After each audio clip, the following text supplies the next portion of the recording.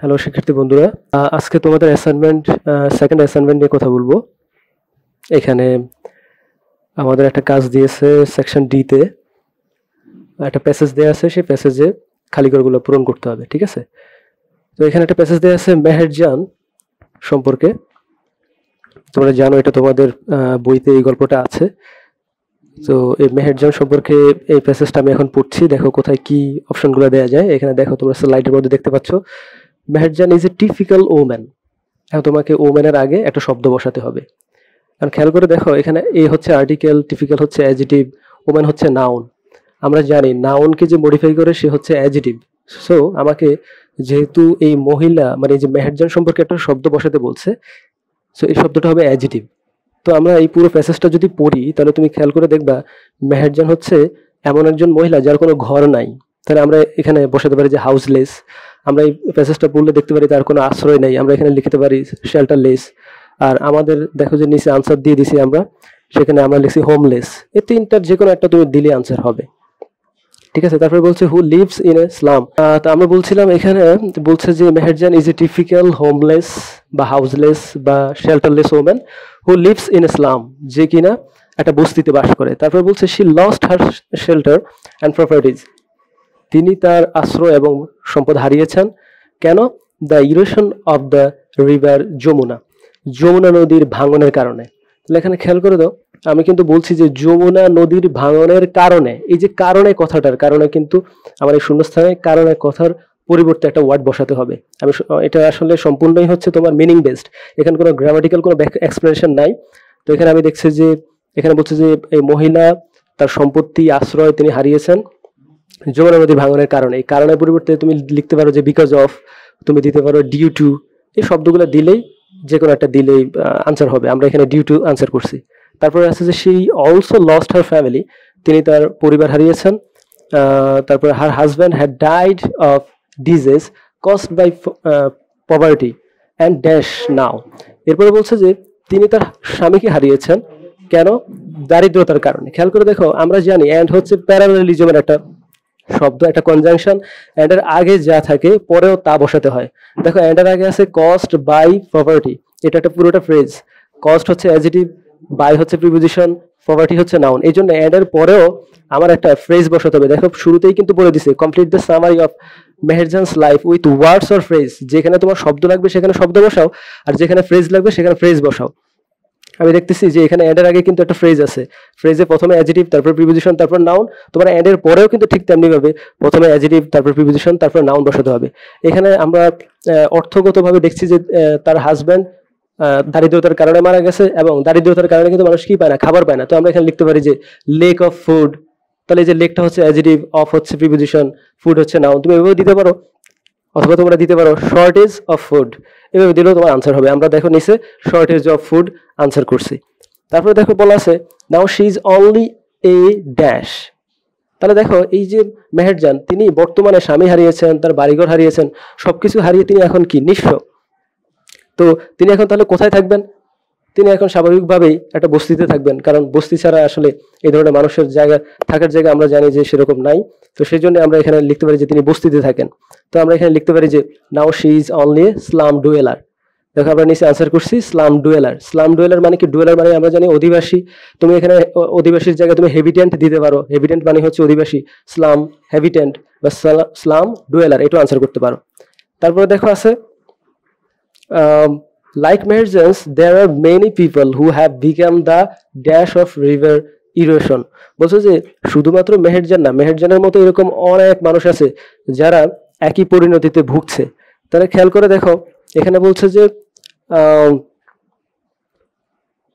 Who have become the river erosion, যারা কি করছে, এই নদী ভাঙনের শিকার হয়েছে। তো নদী ভাঙনের শিকার, শিকার মানে কি আমরা জানি ভিকটিম, ঠিক আছে? সবাই এই যে এই ধরনের অনেক মানুষ আছে যারা এই যমুনা নদীর পাশে, যাদের বাড়িঘর, আমরা জানি প্রতি বছরই কিন্তু নদীর ভাঙনের কারণে অনেক মানুষ তাদের বাড়ি হারায়। তো এটাই বলছে যে শুধু মেহেরজান না, এরকম অনেক মানুষ আছে যারা তাদের বাড়ি হারিয়েছেন, তারা তাদের বাড়ি হারানোর শিকার হয়েছেন। তো এখানে আমরা দিতে পারি যে ভিকটিমস। আমি আগে বলছি এই প্যাসেজটা সম্পূর্ণই কিন্তু মিনিং বেসড, এখানে কোনো গ্রামাটিক্যাল টার্মস নাই। আর যদি গ্রামাটিক্যাল টার্মস ধরিও আমরা, তাহলে এই যে এখানে দেখতে পাচ্ছি যে দা এবং অফের মাঝখানে নাউন হবে, এই জন্য আমি ভিকটিমস ইউজ করছি, ঠিক আছে? তারপর আছে যে river erosion is still posing, বলছে যে এই যে নদী ভাঙনটা এটা কিন্তু বন্ধ হয়ে থাকেনি, ইজ স্টিল পোজিং, এটা এখানে কন্টিনিউর পরিবর্তে পোজিং দিছে, মানে হচ্ছে এই নদী ভাঙনটা এখনো পর্যন্ত কিন্তু কি চলছে, to the lives and properties of thousands of people, বলছে হাজার হাজার মানুষের জীবন এবং সম্পদ সে কি করছে, নিয়ে যাচ্ছে। তাহলে এই যে তাহলে কি আছে এখানে, there are many peoples who have become the dash of river erosion, বহু বহু মানুষ আছে যারা এই নদী ভাঙনের কারণে ক্ষতির মুখোমুখি হচ্ছে, এই জন্য আমরা এখানে দিব থ্রেটস। এখানে আমরা দেখছি একই জিনিস যে টু এর আগে একটা মাত্র ওয়ার্ড এখানে নাউন হবে, এই জন্য আমরা এখানে থ্রেটস বসাবো। কেন, যে এই রিভার ইরোশনটা এখনো পর্যন্ত মানুষের জীবন এবং সম্পদের উপরে ক্ষতি বয়ে আনছে। তারপর নেক্সট পেজ, পিপল লিভিং, দেখো একদম লাস্টে যে কথাটা আছে পিপল লিভিং, লোকজন বাস করে। তারপরে নেক্সট পেজে যাই, the rivers are the most likely victims of river erosion, বলছে যে নদী ভাঙনের কবলে যারা আক্রান্ত, এই নদী ভাঙনের কাছেই বা নদী ভাঙা এলাকার পাশেই কি করে মানুষ বাস করে। তাহলে এই যে নদী ভাঙে যেখানে, সেই জায়গার পাশেই বাস করে, এই পাশে বাস করার কারণে আমরা এখানে ইউজ করব ক্লোজ টু, কারণ আমরা জানি ক্লোজ টু মানে হচ্ছে পাশে।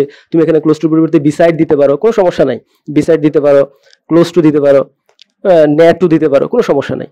তারপরে আমরা এরপরের সেন্টেন্সটাতে যাই, এরপর সেন্টেন্সটাতে আছে ইস ইয়ার, প্রত্যেকটা বছরই about dash people become homeless due to river erosion of Bangladesh. দেখো বলছে যে প্রতি বছরই বাংলাদেশে এই নদী ভাঙনের কারণে হাজার হাজার লাখ লাখ মানুষ কিন্তু মারা যায়। আমাদের এই বইতে আছে 1 লাখ, তাই জন্য আমরা এখানে 1 লাখ ইউজ করতে পারি, যেহেতু যে ইনফরমেশনটা দেওয়া আছে সেটাই আমরা ইউজ করবো। 1 লাখ, প্রায় 1 লক্ষ মানুষ কিন্তু প্রতি বছর তাদের বাড়ি হারা হচ্ছে। এরপরে বলছে যে Meherjan's life is just one dash of how climate change dash the lives of thousands of people, বলছে যে মেহেরজান তো হচ্ছে একটা মাত্র উদাহরণ যে কিনা তার বাড়ি হারিয়েছে। এরকম অজস্র উদাহরণ কিন্তু আমাদের দেশে অজস্র মানুষের সাথে হচ্ছে।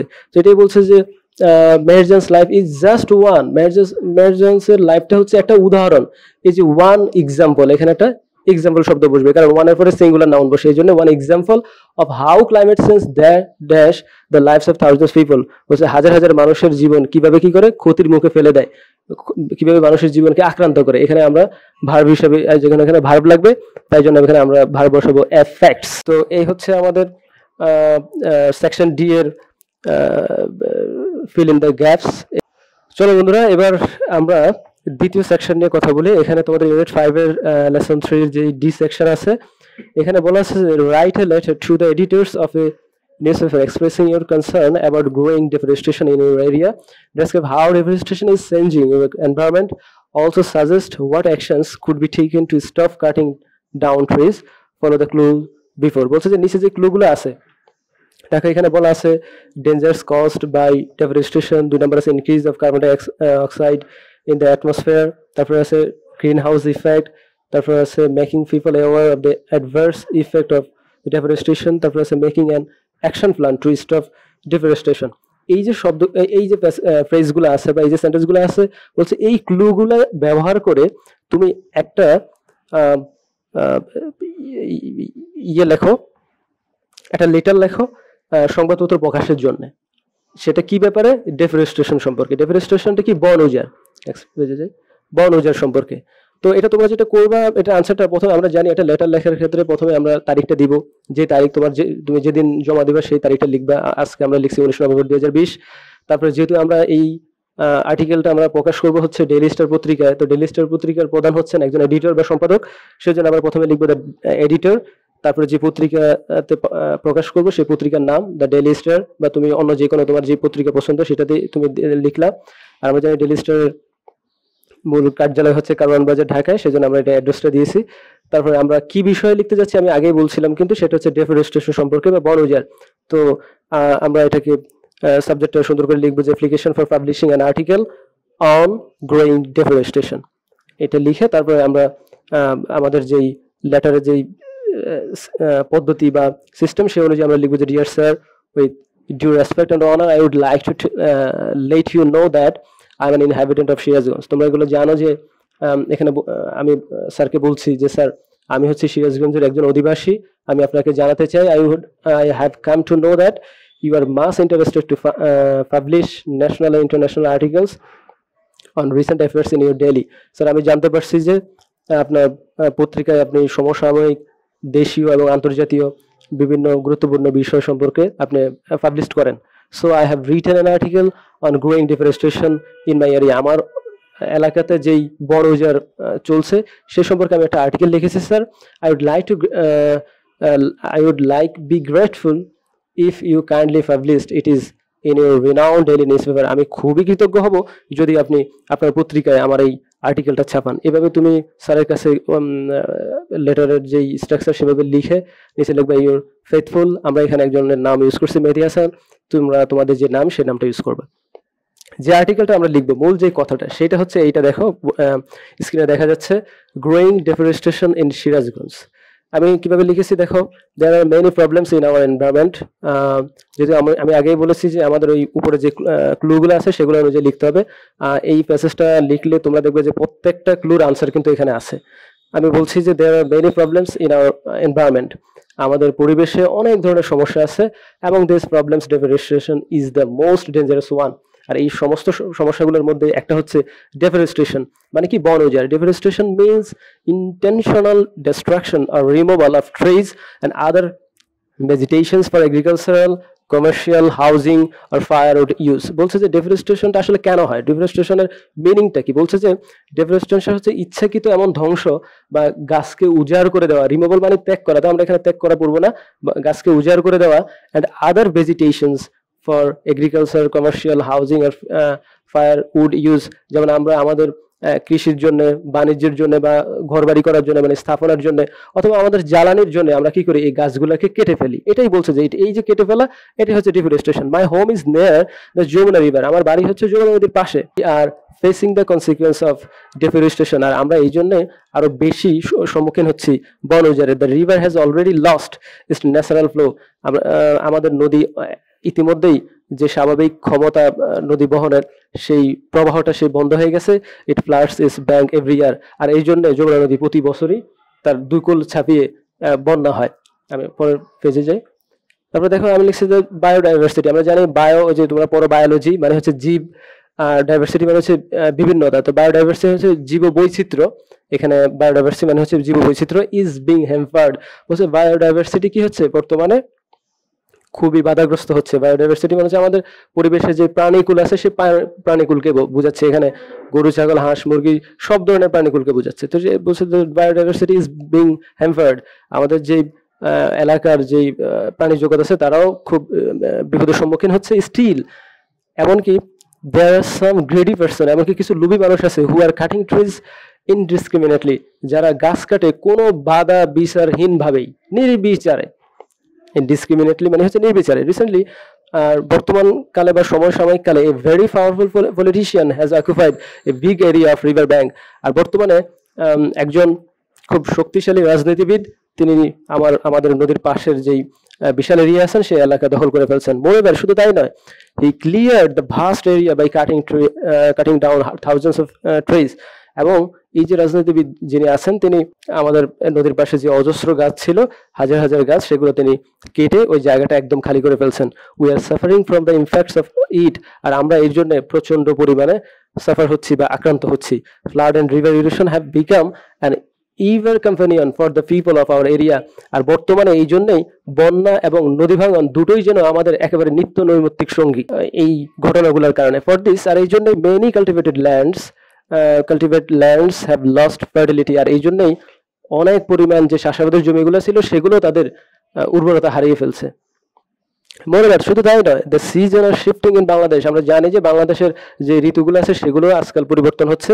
দিস ইয়ার, যেমন এই বছরই the summer was very long, যেমন এই বছরই গ্রীষ্মকালটা অনেক দেরিতে আসছে। And the winter has come late, এবং শীত অনেক পরে আসছে। All this things contribute to the change of our ecology. আর এই যে জিনিসগুলো এগুলো সবগুলোই আমাদের পরিবেশের জন্য চরম পরিবর্তন ডেকে আনছে। নাও বর্তমানে what should we do to stop this things. Sir আমরা ধরো ওই যে এডিটরের কাছে বা সম্পাদক সাহেবের কাছে যে আমরা লিখছি এই আর্টিকেলটা, আমরা তার কাছে এখন বলছি যে now what should we do to stop this things. এখন এই যে সমস্যাগুলো আমাদের এখানে ক্রিয়েট হচ্ছে এগুলোর বিপরীতে বা এগুলো থামানোর জন্য আমরা কি করতে পারি। অনলি প্লান্টিং মোর ট্রিজ, শুধুমাত্র কি গাছ লাগালেই is not in, only planting more trees is not enough. আমরা তাদের অবশ্যই আমরা এটা জানি যে শুধুমাত্র গাছ লাগালেই কিন্তু আমাদের এই সমস্যার মোকাবেলা হবে না, কারণ আমরা তো তাদেরকে থামাতে পারছি না। We have to fight the illegal land grabbers. আমরা জানি গ্রেভার মানে হচ্ছে যে দখল করে। তাহলে আমাদের কি করতে হবে? এবার আমরা স্যারকে বলে দিচ্ছি, স্যার আমাদের এখন যারা ভূমি দখল করছে তাদের বিরুদ্ধে অ্যাকশন নিতে হবে। We have to bring a revolution of reforestation. দেখো এখানে একটা শব্দ ইউজ করছি খুব ইম্পর্টেন্ট, রিফরেস্টেশন।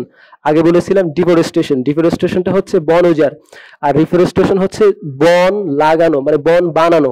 তো এখানে বন বানানো বলবো না, এটা হচ্ছে বনায়ন করা আর কি। যেখানে অনেক বন মানে অনেক গাছগাছালি লাগালে বন তৈরি হয়, এটাকে বনায়ন বলা হয় আমরা বলি। তাহলে we have to bring a revolution of reforestation. আমাদের কি করতে হবে?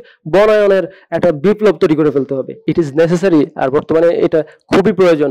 We have two cut down and old trees, আর যদি প্রয়োজন হয় আমরা আমাদের যে পুরাতন গাছগুলো আছে সেগুলো কেটে ফেলবো and to recover its consequence। আর যদি এটা এই যে পুরাতন গাছগুলো কেটে ফেলবো, এটার ক্ষতিপূরণ যদি আমাদের পূরণ করতে হয়, সেটা আমরা কিভাবে করবো? to recover its consequence we have to plant a number of new trees। আমাদের কি করতে হবে? নতুন নতুন গাছ লাগাতে হবে। গাছ লাগালেই আমরা পুরাতন যে গাছগুলো একদম পুরনো হয়ে গেছে, অনেক জায়গা দখল করে আছে, সেই জায়গার যে ক্ষতিটা বা কেটে ফেলার কারণে যে ক্ষতিটা হলো সেটা আমরা পূরণ করতে পারবো, সেটাই বলছি। Instead of firewood. আর অন্যদিকে আমাদের যে জ্বালানি লাগে, সেই জ্বালানির যদি সমস্যা যদি মোকাবিলা করতে হয়, সেটা আমরা কিভাবে করব? We have to use solar energy. আমরা আমাদের সৌরশক্তি ইউজ করব ফর মেকিং পাওয়ার ফায়ার, মানে হচ্ছে আমাদের জ্বালানির জন্য, এন্ড ফর আদার নিডস, এবং অন্যান্য প্রয়োজনে। We have to avoid by the laws and programmes. আর এই যে এতক্ষণ পর্যন্ত যে কথাগুলো বলছি স্যার, আমাদের এই আইনগুলা এবং এই বিষয়গুলো কিন্তু মেনে চলতে হবে। That are made to save the forest, যেটা আমাদের বনকে রক্ষা করবে। We must protest this growing deforestation at any cost. আর স্যার এইভাবেই আমাদের যদি আমরা আমাদের এই বন যে নিধন হচ্ছে, এটাকে যদি কোনোভাবে বন্ধ করতে না পারি, তাহলে আমাদের ভবিষ্যতে অনেক বড় সমস্যার মুখোমুখি হতে হবে। সো বন্ধুরা, এটাই ছিল আমাদের ইউনিট 5 এর লেসন 3 যে ডি নাম্বার সেকশন ছিল। আমি উপরে যে ক্লুগুলো ছিল সেই ক্লুগুলো অনুযায়ী প্রত্যেকটা ডিটেলস আলোচনা করেছি। সবগুলোরই আনসার তোমরা এখানে পাবা। আশা করছি তোমরা তোমাদের আনসার এখানে খুব ভালোভাবেই পেয়েছো। অসংখ্য ধন্যবাদ আমাদের সাথে থাকার জন্য।